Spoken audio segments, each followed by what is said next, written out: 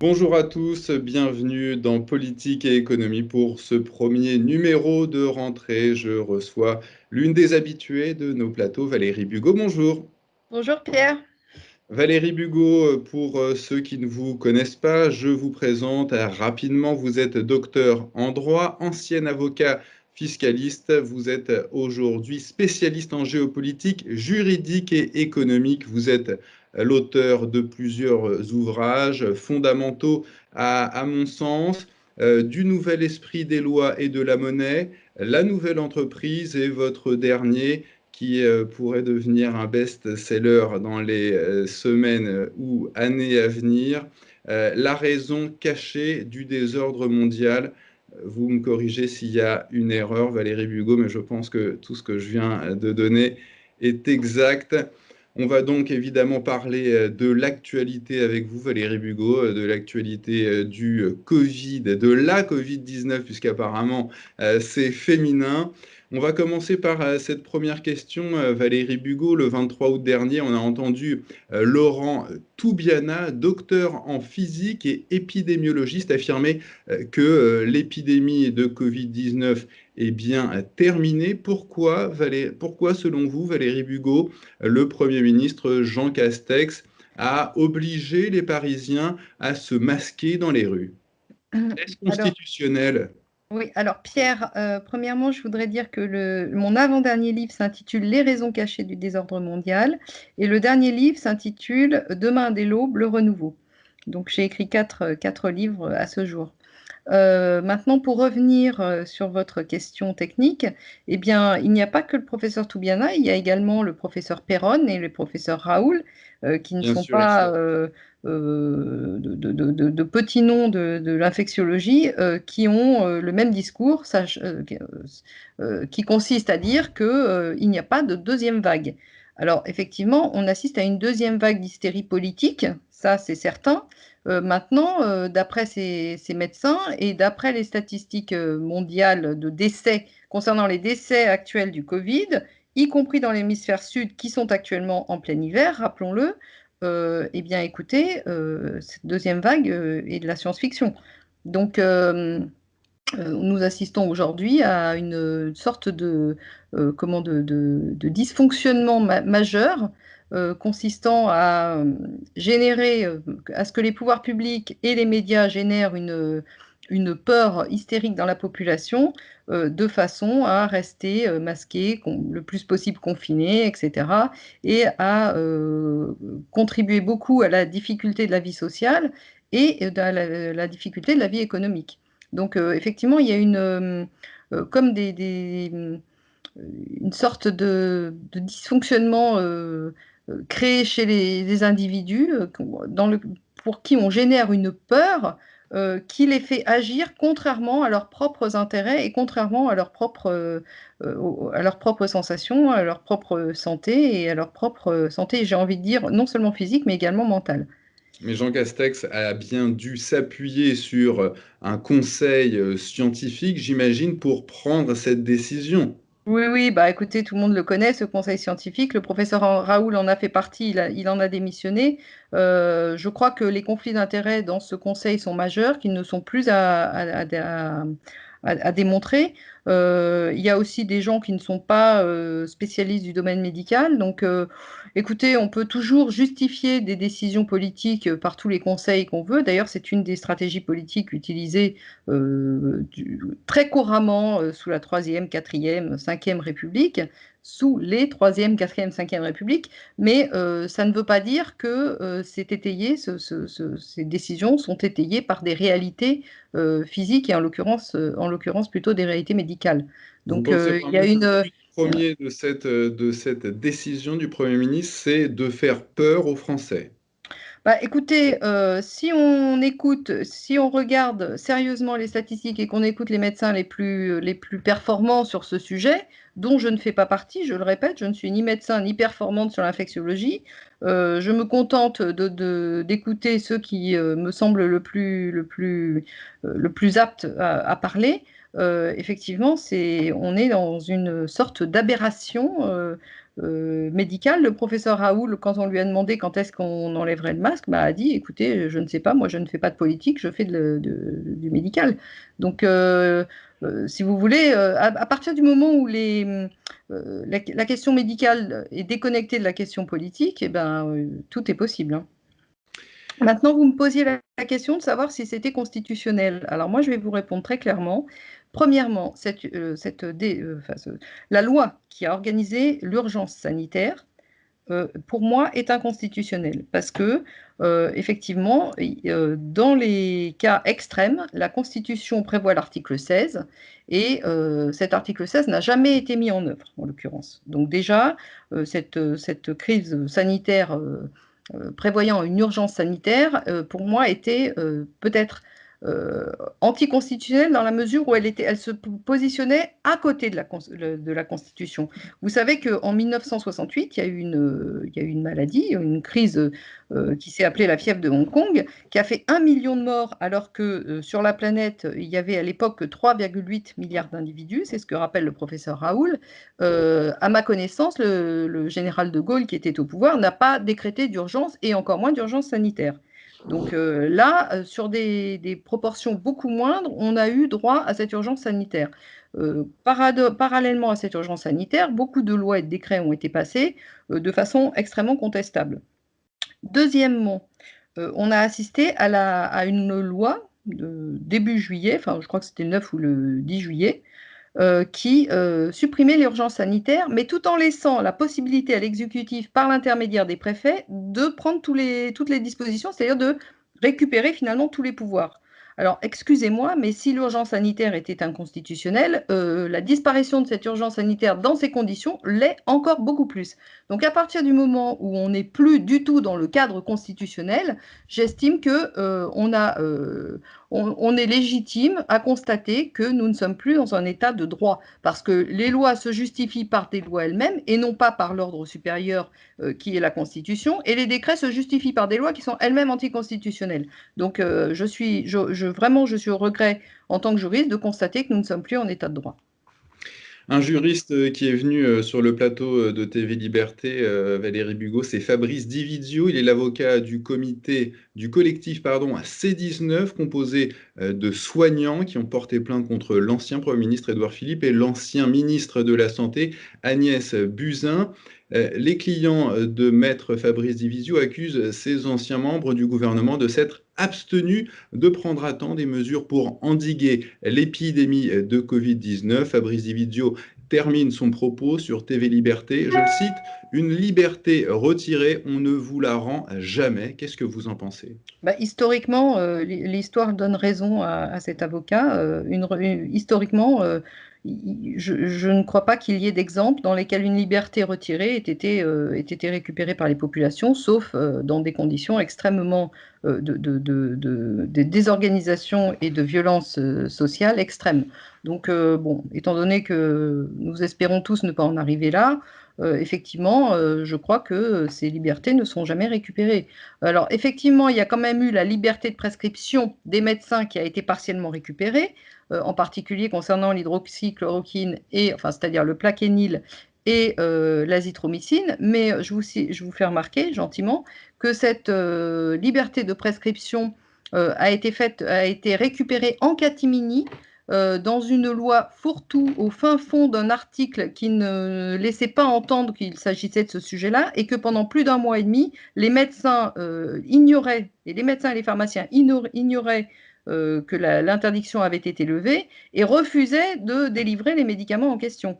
Donc, excusez-moi, mais là encore, je crois qu'il y a quelques petites responsabilités politiques et médiatiques à aller rechercher.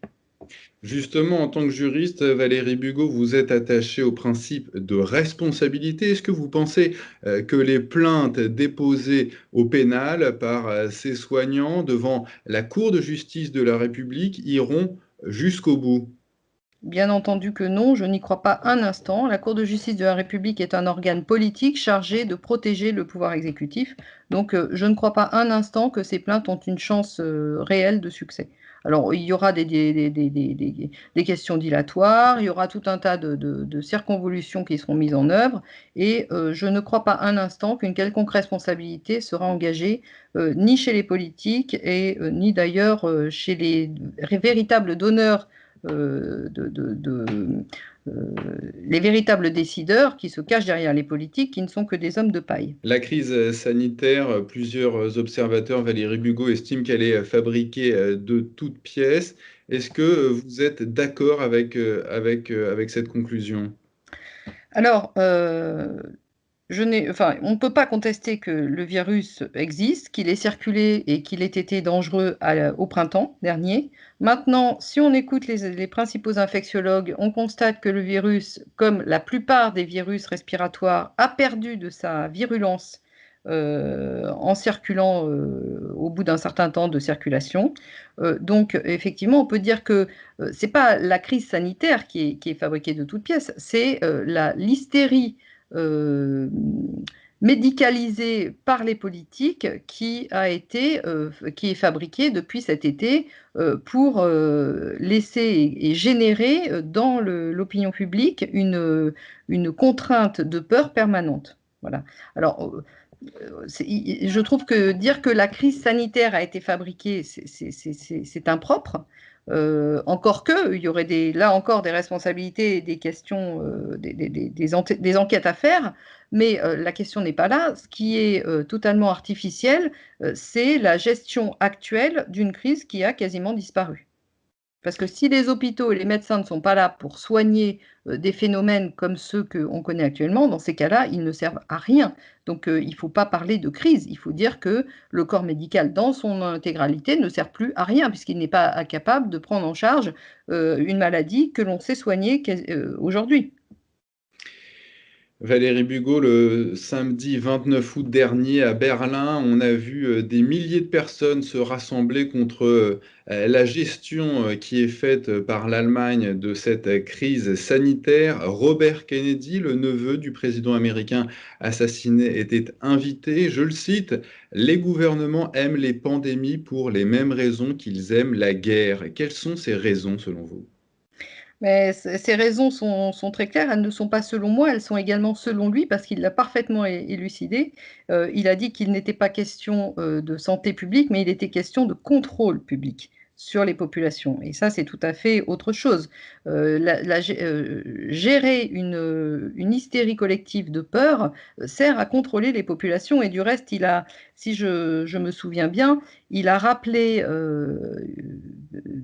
la réponse que Göring avait faite lors du procès de Nuremberg à la question suivante. On lui demandait, mais comment avez-vous, vous les nazis, réussi à obtenir le consentement des populations, consentement maximal des populations? Il a dit, bah, écoutez, c'est très simple, ça n'a rien à voir avec le régime nazi, ça peut être fait dans n'importe quel régime. Il a cité y compris les démocraties, en disant que la seule façon et la façon la plus efficace de contrôler une population, c'est de générer la peur. Donc il est bien entendu que développer une hystérie collective par les médias interposés de peur, eh bien, permet un contrôle massif des populations. Derrière ce lien qu'il fait entre, d'un côté, les pandémies et de l'autre, les guerres, on avait déjà parlé ensemble, Valérie Bugeaud, de ce concept d'anonymisation, des capitaux. Est-ce que vous pouvez nous dire un mot sur ce concept? Bah, écoutez, là, c'est toute une longue histoire. Il faudrait, je ne peux pas synthétiser en quelques secondes ou en quelques minutes tous les travaux que j'ai faits.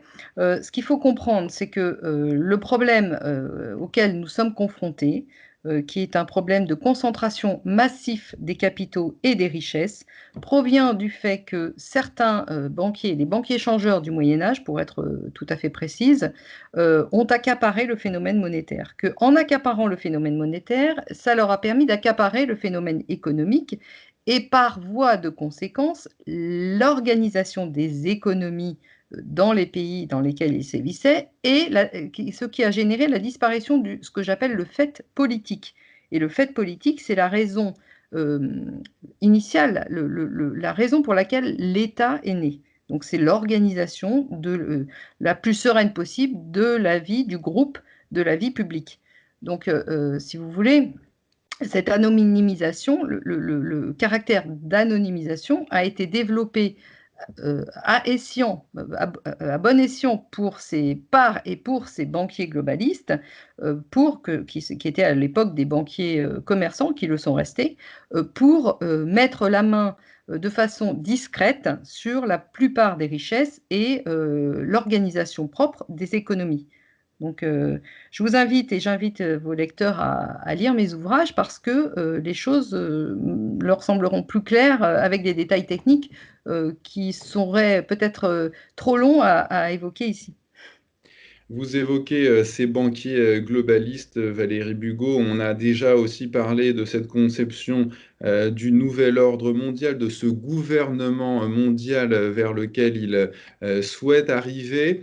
On a pourtant au pouvoir dans deux grandes puissances mondiales très importantes, des hommes politiques plutôt conservateurs, d'un côté Vladimir Poutine, de l'autre Donald Trump. Est-ce que vous voyez ce genre de personnalité prendre, on va dire, prendre le relais pour se fondre dans ce gouvernement mondial? Alors, le sujet que vous évoquez est sensible parce que il y a toujours une différence entre la perception que les populations ont des dirigeants et la réalité sous-jacente. Très souvent, les dirigeants ne sont que des porte-parole de mouvements qui les a portés et qui les portent au pouvoir, et en tout cas à la place à laquelle ils sont. Pour ce qui concerne Vladimir Poutine, il faut bien comprendre que cet homme est au confluent de deux mouvements très très forts qui sont des mouvements historiquement forts en Russie. La version globaliste qui tient le pouvoir politique civil et la faction patriote qui tient le pouvoir militaire. Donc la position de Vladimir Poutine est extrêmement délicate du fait qu'il a à gérer ces deux mouvements de fond antagonistes, profondément antagonistes. Quant à Trump, je pense que Trump, c'est un peu comment dirais-je, une, une, une exception ou une erreur de l'histoire. C'est-à-dire que je pense qu'il n'avait jamais été prévu qu'il arrive au pouvoir, que des globalistes ont été derrière, je pense en particulier à Steve Bannon, ont été derrière en particulier son avènement au pouvoir. Je pense qu'il y a encore des globalistes qui sont partiellement derrière lui, mais il y a aussi un mouvement de fond très très puissant aux États-Unis qui est né en particulier après l'assassinat de John Kennedy, qui est un mouvement de fond qui concerne les services de renseignement, mais pas que, je pense, d'une façon générale, aussi certains intellectuels, etc. Et ce mouvement de fond a entrepris aussi d'être partiellement derrière Donald Trump.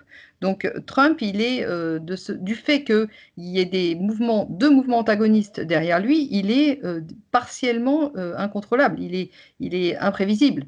Et de toute façon, je pense que lui ne contrôle pas toute son administration, pas plus l'administration militaire que l'administration centrale. Donc, si vous voulez, je pense que les États-Unis aujourd'hui ne sont pas un pays qui est à strictement parler dirigé. Voilà.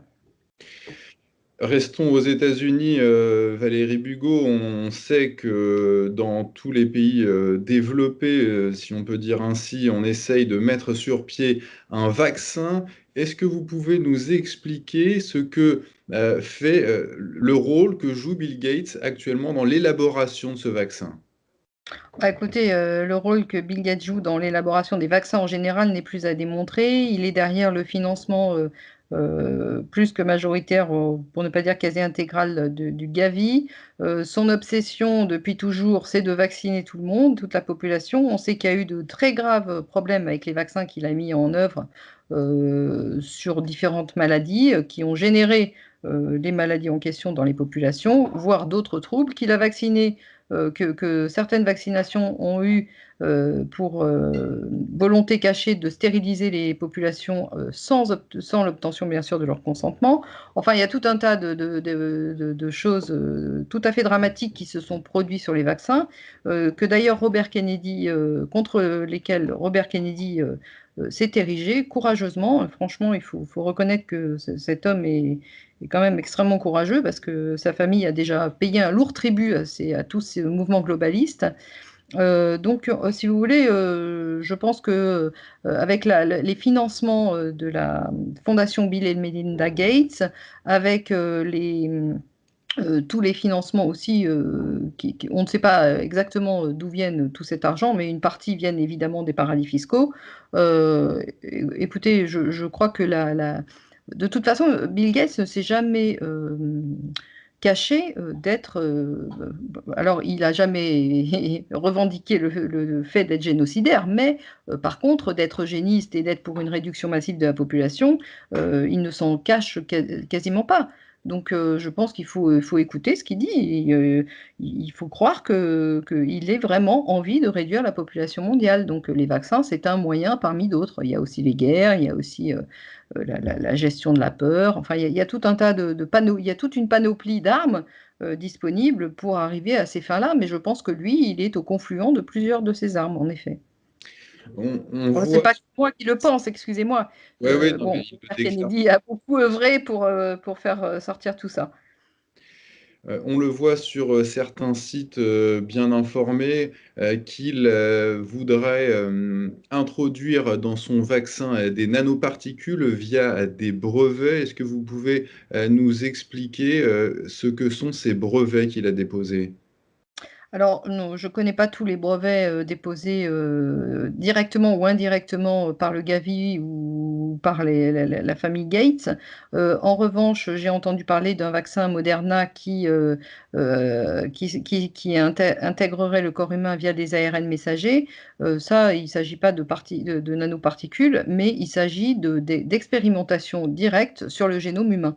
Donc, je pense que nanoparticules ou expérimentation sur le génome, ça nous ramène encore une fois au procès de Nuremberg et à la charte de Nuremberg qui en a été l'issue, et dans lequel il était prétendument interdit, en tout cas il était admis par tout le monde entier que c'était des pratiques génocidaires qu'il convenait d'éradiquer de la surface de cette terre. Donc aujourd'hui, par les bienfaits de gens comme Bill Gates, nous avons à nouveau des capacités de tests grandeur nature sur les populations via le génome humain. Je pense qu'il y a vraiment du souci à se faire. D'autre part, des brevets qui a été déposé par Microsoft, et ça a été en juin de l'année dernière, juin 2019, consiste à lier, si vous voulez, l'activité humaine avec le minage de monnaie, donc en particulier en matière de crypto-monnaie, enfin, par des monnaies dématérialisées. Donc ça veut dire quand même qu'il faut qu'il y ait quelque chose dans le corps qui permette un contrôle via un contrôle de l'activité humaine, de l'activité corporelle, qui permette l'affectation monétaire. Donc effectivement, les nanoparticules peuvent servir à ça. Je dois dire que les gens, maintenant, il est quand même temps largement de se réveiller s'ils ne veulent pas se retrouver en dictature ou morts dans quelques mois ou quelques années. Pendant le On confinement. a quand même affaire à des personnalités qui sont extrêmement génocidaires. Pendant le confinement, on a entendu Valérie Bugeaud, le gouvernement parler de partage des données médicales sans le consentement des malades. Est-ce que vous savez où on en est sur cette proposition? Non, mais cette proposition s'inscrit dans le contexte général de la gestion de la peur, de la gestion des pandémies qui sont en réalité des plandémies au service du gouvernement mondial des globalistes pour gérer la population et l'organisation sociale future qu'ils veulent mettre en œuvre dans le sens de leurs intérêts propres. C'est-à-dire que le consentement des individus n'est absolument plus requis dans ce nouveau fonctionnement. son fonctionnement social, en tout cas pour ce qui restera des individus. Donc je pense que sans avoir suivi directement ou indirectement ce problème particulier, effectivement, il entre dans la gestion globale de ce virus érigé en pandémie. Certains ont vu dans l'avènement, dans l'apparition de ce virus, un lien avec ce qui se passe du côté de l'installation de la 5G. Qu'est-ce que ça vous évoque? Ah, écoutez, moi je vois plus de liens, je vois plus l'installation de la 5G liée avec l'avènement futur de monnaies totalement dématérialisées sous les contrôles bancaires que à strictement parler lié avec le virus ou un quelconque virus. Je pense que cette histoire de 5G est beaucoup plus liée à la gestion, et c'est également ce que Robert Kennedy a expliqué, cette installation de 5G est beaucoup plus liée aux nécessités de gérer les milliards de données personnelles collectées par toutes les grandes entreprises et dans un contexte de concentration ultime, non seulement des capitaux, mais aussi des données dématérialisées, des données personnelles dématérialisées, et d'affectation monétaire que, à strictement parler, lié au virus en question. À Le celui-là ou à un autre du reste. le confinement, Valérie Bugeaud, on le sait, va créer une vague de chômage en France, mais pas seulement. Quelle incidence le Covid va avoir aussi sur le principe monétaire? Bah écoutez, je l'ai toujours expliqué comme ça. Une monnaie est liée à une économie. Donc, si vous voulez euh, réinitialiser la valeur et l'importance d'une monnaie, vous êtes obligé d'agir sur son économie. Et effectivement, dans ce cadre-là, le virus est une aubaine pour les gens qui veulent réinitialiser. Ils parlent tous de grands reset, et ça, ils en parlent déjà depuis un bon moment. Alors c'est vrai qu'ils ont tout mis en œuvre pour que de toute façon l'économie ne soit plus viable avec les règles qu'ils ont eux-mêmes développées du reste. Mais si vous voulez, le virus agit dans ce cadre-là comme un accélérateur de particules, comme un accélérateur de mouvement. Valérie Bugeaud, est-ce que, on peut voir, un lien avec, ce principe monétaire que vous évoquez et également la réforme, des fameux DTS, qui aura lieu en 2021? Bah, écoutez, oui, ça me paraît quand même assez clair, étant donné que les économies vont se mettre à on va y voir beaucoup plus clair dans la chute des économies, d'ici la fin de l'année, donc à l'automne et à l'hiver prochain, que ça tombe parfaitement bien dans un programme de réinitialisation monétaire qui interviendrait en 2021. Donc effectivement, il y a une synchronicité entre les 2 événements, qui ne peut qu'interpeller, des gens, un minimum averti sur ces questions économiques, juridiques et monétaires. Le magazine The Economist avait, je crois, à la fin des années 80, fait sa une sur ce qu'il appelait le phénix. Est-ce que vous pouvez nous dire quelque chose sur cette une? Ils avaient parlé d'une réinitialisation, d'un reset monétaire à l'horizon 2018. Bah, oui, on y est. Alors, effectivement, je vais vous dire ce fameux phénix, vous savez que le phénix, c'est l'oiseau qui renaît de ses cendres, et le fameux oiseau qui renaît de ses cendres, eh bien, c'est le Bancor de Keynes, que les globalistes ont dû, malheureusement pour eux, abandonner, devant la puissance, financière que les États-Unis avaient acquise à la fin de la Seconde Guerre mondiale. Donc les États-Unis, ont imposé, au moment des accords de Bretton Woods, le dollar, leur propre monnaie en tant que monnaie mondiale. Les globalistes savaient parfaitement, parce que, étant donné leur histoire, l'expérience qu'ils ont acquis dans la gestion monétaire, ils savaient parfaitement qu'une monnaie nationale en tant que monnaie mondiale n'était pas viable. Donc, eux, avaient poussé en avant le panier de monnaie qui consistait, enfin, le Bancor qui consistait en un panier de monnaie. Et en effet, avec les évolutions de ce DTS, Les qui est droits né en 1969, droit de tirage spécial, effectivement, que le FMI a créé en 1969, eh bien, son évolution est effectivement celle d'une monnaie mondiale qui sera composée d'un panier de monnaie.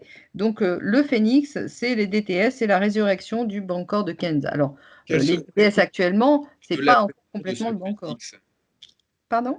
Quelles seront les conséquences de cette modification des DTS et de l'avènement de ce qu'on peut appeler le Phénix? Eh bien, alors déjà, c'est une centralisation monétaire totale dans les mains des banquiers globalistes. Ça, c'est le plus important, le plus dommageable, j'ai envie de dire. Deuxièmement, c'est le fait que la prééminence de l'Empire américain sera actée comme déchue. Donc, avec un rééquilibrage de différentes monnaies. Donc, effectivement, euh, c'est la raison pour laquelle vous avez eu la mise en œuvre de l'ECO qui a été le successeur du franc CFA UEMOA. Je ne sais pas si vous avez suivi ça, pour entrer dans ce grand cadre général de réforme monétaire voulu par les banquiers globalistes. L'euro en fera évidemment partie. Alors là, aujourd'hui, le problème, c'est que pour les banquiers globalistes, hein, j'entends bien, c'est que la Chine a tendance à s'émanciper de cette volonté de domination hégémonique des banquiers de la City. Et ça leur pose un vrai problème. Donc eux, le rapport de force, s'il est perdu dans sa totalité, peut être gagné en contrôlant tout le reste de l'humanité et tout le reste des autres monnaies. Monnaie africaine, monnaie nord-américaine, monnaie sud-américaine, monnaie européenne et pourquoi pas une monnaie d'Asie du Sud-Est qui échapperait au contrôle du yen chinois, du yuan chinois, ce qui serait quand même assez problématique à envisager, mais je pense qu'ils doivent y penser d'une façon ou d'une autre. Donc, si vous voulez, le problème essentiel vient du contrôle de la monnaie par ces banquiers hégémonistes qui veulent prendre également le contrôle du pouvoir politique mondial. Quelle sera, et c'est un petit peu théorique tout ça, quelles seront les conséquences pratiques pour le consommateur lambda, Valérie Bugeaud? Bah, les conséquences pratiques, c'est déjà qu'il va perdre le contrôle de sa vie, puisque les monnaies vont circuler de façon dématérialisée, donc il n'y aura plus de cash. Donc les gens qui s'opposeront à ce système eh ben, verront immédiatement leur vivre coupé, donc ne seront plus capables de vivre ni en société ni individuellement. Et je dois dire que le principal problème, c'est le problème du contrôle intégral. Quand vous laissez une entité avoir un contrôle intégral sans aucun contre-pouvoir sur les populations, vous vous attendez au pire, vous pouvez vous attendre au pire. Je crois que l'histoire est là quand même pour le démontrer. Enfin, il suffit d'ouvrir les yeux pour savoir qu'il n'y a pas d'échappatoire à ça. Quand vous laissez un pouvoir ultime, le pouvoir total à une entité, elle en abusera par nécessité. À l'opposé de cette conception monétaire laissée dans la main des banquiers, vous, votre solution, Valérie Bugeaud, c'est de remettre la conception monétaire au cœur du politique. Bien entendu, puisque les banquiers se sont arrangés pour transformer la monnaie en un bien circulant sur un marché. Et ils ont fait ça en mettant systématiquement en avant le concept de réserve de valeur.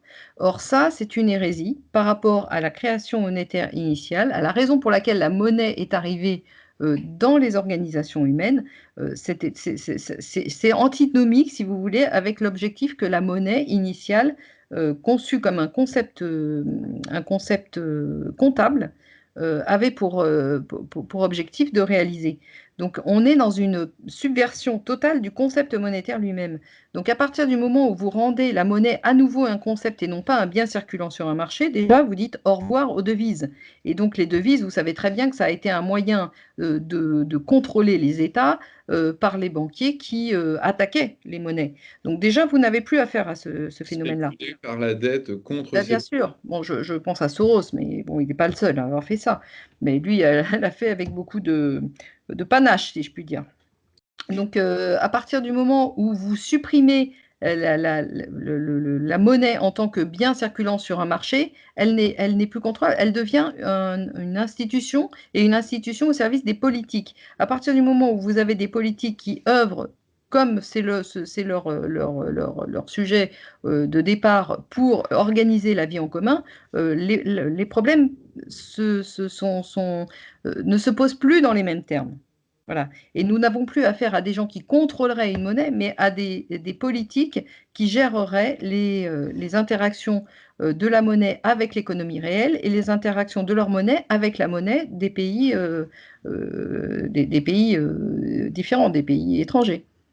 Et donc à l'opposé, du problème qui vient du concept ou en plutôt, du système, de banque centrale, vous proposez une institution juridique publique et non pas une institution bancaire Absolument. privée. Mais d'ailleurs, je vous signale qu'il existe un ministère en France des Finances. Normalement, ce ministère des Finances devrait gérer, devrait avoir pour mission essentielle de gérer justement ces questions monétaires, à la fois pour leur création et leur circulation. Là, on n'en est plus du tout là, puisque ce ministère ne fait que gérer les interactions de la monnaie avec les grands banquiers qui s'occupent de tout le reste. Donc, je crois que tout a été dévoyé, à la fois le concept monétaire, le concept politique qui n'existe plus, et même le concept économique. On a assisté, ces dernières semaines, Valérie Bugeaud, ces derniers mois, à tout un tas d'opérations de fusion-acquisition. Je vais en citer, quelques-unes rapidement. PSA et Fiat Chrysler, Johnson & Johnson qui rachète la biotech Momenta Pharmaceuticals, le fonds de capital développement américain Silver rachète le groupe Meilleur-Taux, Sanofi rachète la biotech américaine Principia Biopharma, Siemens rachète la société américaine Variant Medical System, Chevron rachète Noble Energy. Qu'est-ce que cela sous-tend tout ça? Oui, on peut ajouter Veolia et Suez. Eh bien, cela sous-tend une concentration massive des capitaux et ce que j'expliquais en début d'émission, des données dématérialisées qui vont avec ces entreprises. Et il faut bien comprendre que les crises économiques sont des aubaines pour justement toutes ces fusions-acquisitions et pour la concentration à la fois des capitaux et des richesses et des données matérielles, enfin, et des données personnelles dématérialisées qui font malheureusement aujourd'hui partie des richesses. Donc, une fois encore, on a marchandisé des événements, des éléments qui n'ont pas à l'être. Et ça, revenir sur un contrôle de ces lois et de la création des lois permettrait d'endiguer tout cette immense fumisterie politique organisée. Je l'évoquais un petit peu tout à l'heure, Valérie Bugeaud, l'effondrement, de l'économie, en tout cas, les fermetures d'entreprises vont, sans conteste créer, du chômage, une aubaine pour, les globalistes, d'instaurer le fameux revenu universel. De quoi parle-t-on? Eh bien, écoutez, il faut bien comprendre que la faillite des PME, parce que là, nous ne parlons pas des multinationales qui, elles, ne font pas faillite, mais qui peuvent éventuellement se concentrer. La faillite des PME va engendrer une concentration bancaire et qui, dit concentration bancaire, dit, contrôle encore plus serré dans des mains encore plus étroites. On va passer de l'oligopole au monopole, qui vont permettre justement à ces grands banquiers de faire ce qu'ils veulent, avec, à la fois la gestion monétaire et la gestion politique des États. Et donc justement sur, ce revenu universel, est-ce que vous pouvez expliquer à nos téléspectateurs, pardon, ce que ça veut dire? Oui, oui, bah, écoutez, le revenu universel, se part de bons sentiments, mais il faut bien comprendre que tous les grands banquiers se prononcent en faveur du revenu universel depuis déjà plusieurs années et que ça, c'est sous-tendu par le fait que, toutes les tâches, sont quasiment aujourd'hui, déshumanisables. C'est-à-dire qu'on peut très bien imaginer une société qui fonctionne au niveau médical, au niveau juridique, avec de l'intelligence artificielle et sans, médecins, sans avocats, sans magistrats, et cetera, étant donné la tournure que sont en train de prendre à la fois le système juridique et le système médical. Et donc, il va y avoir de plus en plus de gens au chômage. Et pour gérer cette population en attendant de l'éliminer, eh bien, il va bien falloir lui donner de quoi subvenir à ses besoins. Et puis, subvenir à ses besoins dans des conditions de contrôle extrêmes, puisque je l'ai expliqué tout à l'heure, si l'affectation monétaire est liée à votre activité physique corporelle, si vous allez dans tel lieu, on pourra vous restreindre l'accès à la monnaie. Si vous fréquentez telle personne, on pourra vous restreindre l'accès à la monnaie. Si vous ne faites pas telle et telle action à tel et tel moment déterminé par le Big Brother, on vous restreindra l'accès à la monnaie. L'ancien candidat socialiste Benoît Hamon, Valérie Bugeaud, s'était prononcé Pour ce revenu universel, pourquoi un socialiste s'intéresse de près à ce revenu universel? Oui, alors écoutez, moi, très honnêtement, la distinction entre socialiste, droite, gauche, et cetera, je pense elle n'est plus, valide. Les gens, ce que j'ai expliqué et ce que j'explique, en long, en large et en travers pour ceux qui veulent bien écouter, eh bien, c'est que les hommes politiques actuellement ne sont que des relais d'influence, des émissaires, apparemment politiques du pouvoir économique caché. Donc, ils ne sont absolument pas des hommes, ce que j'appelle, et au sens propre du terme, politique. Donc, ces gens-là, eh bien, mettent en avant l'agenda des principaux détenteurs de capitaux qui, in fine, en haut de la pyramide, sont ceux qui gèrent et contrôlent l'affectation monétaire. Donc, si vous voulez, on peut pas, enfin, moi, je n'estime pas utile de dire que ça vient soit du socialisme, soit des hommes de droite, puisque les deux sont concernés. Vous voyez bien que les grands banquiers adorent les revenus universels. Que les socialistes proposent ça, bah, ça va dans le fond comment dirais-je, le brouillard utopiste que l'on accole avec la fonction du socialisme, mais ce n'est que de l'enfumage. Enfin, il n'y a pas de réalité politique sous-jacente derrière ça. La réalité sous-jacente, c'est une réalité économique. Concernant, les incidences, Valérie Bugeaud, sur l'économie avec, ce Covid-19, doit-on s'attendre à des restrictions, à d'autres restrictions physiques et à des restrictions en matière de finances? Eh bien, écoutez, Pierre, je pense qu'on a déjà, répondu partiellement à cette question. À partir du moment où le confinement, du printemps, et l'éventuel reconfinement qui lui succédera, qu'il soit total ou partiel, va générer, des disparitions d'entreprises, des liquidations de PME. Eh bien, nous allons avoir une économie qui va se restreindre, un produit intérieur brut qui va se restreindre. Nous allons avoir des banques qui vont être en difficulté, qui vont avoir des difficultés en raison des pertes de leur bilan. Donc, nous allons avoir affaire à une concentration non seulement d'entreprises, mais également bancaire. Vous savez que la concentration bancaire n'ira pas sans mise en œuvre des ponctions sur les comptes des particuliers. Et en fait, on aura un mélange de bail-in et de bail-out, puisque évidemment, cette restriction économique va aller de pair avec la nécessité d'augmenter les financements, d'augmenter l'endettement de l'État. Il est évident que nous allons avoir affaire à de sérieuses problématiques, en particulier en matière de propriété, de disparition de richesse, de disparition de la classe moyenne, que cette évolution problématique va générer des conflits sociaux et que ces conflits sociaux seront résolus par la force, comme le pouvoir ultime, le pouvoir arbitraire on a l'habitude, c'est-à-dire par la violence et par les restrictions de liberté publique. Donc effectivement, on ne peut pas s'attendre à ce que l'avenir à court, moyen et long terme se présente sous des aspects d'éléphant rose. L'oligarchie, je vous ai déjà entendu, l'affirmer à plusieurs reprises, Valérie Bugeaud a un timing qu'elle compte respecter. Quel est l'objectif final de cet agenda, de Bah, ce écoutez, timing? cet agenda, c'est le gouvernement mondial que Sarkozy avait annoncé en grande pompe du temps où il était président. Effectivement, le gouvernement mondial suppose que tous les pays du monde soient gérés dans une synchronisation, sinon parfaite, du moins adéquate, que cela suppose un contrôle politique euh, très efficace sur les différentes populations à des moments simultanés. Donc, ils ont des contraintes économiques et sociales très importantes à gérer.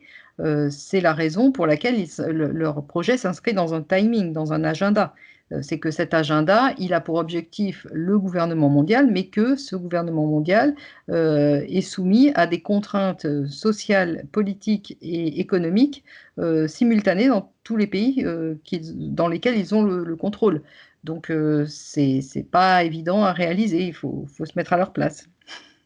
Ces réductions de population à l'échelle mondiale dont Bill Gates parle dans ses vidéos, comment il compte s'y prendre concrètement? Est-ce que les gens vont euh, comprendre un petit peu ce qui leur arrive?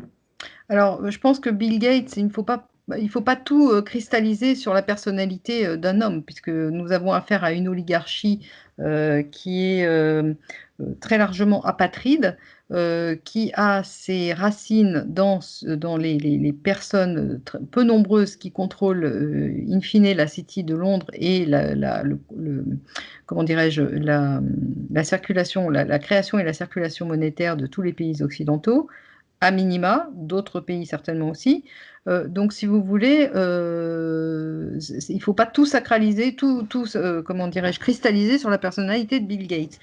Aujourd'hui, on ne peut que constater que les tensions militaires deviennent de plus en plus importantes jusqu'au point de rupture, hein, puisque maintenant, il y a des tensions très violentes qui surgissent partout entre la Grèce Turquie.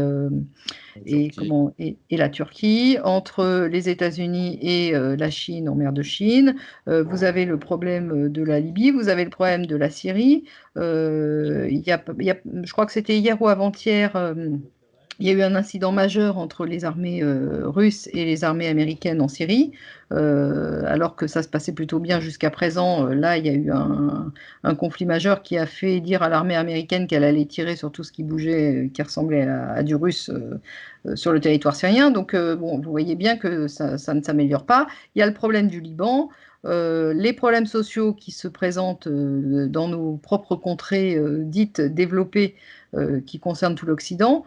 Donc je crois qu'on a une convergence de problématiques militaires, de problématiques sociales, de problématiques économiques qui permettent effectivement d'anticiper une sérieuse ou une réelle réduction de la population mondiale. Ne parlons même pas des vaccins qu'on a évoqués avant. Donc on va avoir cette problématique médicale de vaccination qui va se corréler avec une problématique militaire majeure sur une ou plusieurs parties du globe.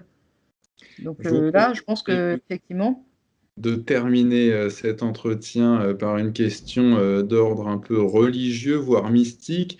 C'était le 14 avril 2020, soit en plein confinement, le président de la République, lors d'un entretien accordé au Financial Times, évoque l'arrivée de la bête. oui, alors cette vidéo est tout à fait hallucinante. On voit Faut la un homme trouver qui n'a facilement. pas l'air d'avoir tout son état de conscience normal. Il a un regard complètement halluciné. Je pense que de toute façon, le président de la France fait preuve de troubles psychiatriques assez graves. Ce qui fait dire à certaines personnes, et ce qui m'a moi-même fait poser la question, enfin interpeller, je me suis posé la question de savoir s'il ne ferait pas partie justement d'un projet MK Ultra, parce que visiblement il a des troubles de la personnalité qui sont majeurs. Quand vous voyez cette vidéo, vous ne pouvez que vous inquiéter de son état mental. Maintenant, la bête, lui, je ne sais pas où il la voit, mais les Français vont de plus en plus la voir dans sa propre personne, dans sa propre personnalité, incarnée par la personnalité problématique de Macron. Merci Valérie Bugeaud d'avoir été avec nous. C'est la fin de cet entretien. Écoutez Valérie Bugeaud, j'espère qu'on aura l'occasion de se reparler bientôt, soit dans le cadre d'un Zoom, soit dans le cadre de Politique Éco. Merci encore Valérie Bugeaud. Avec plaisir, Pierre, merci à vous de m'avoir invité.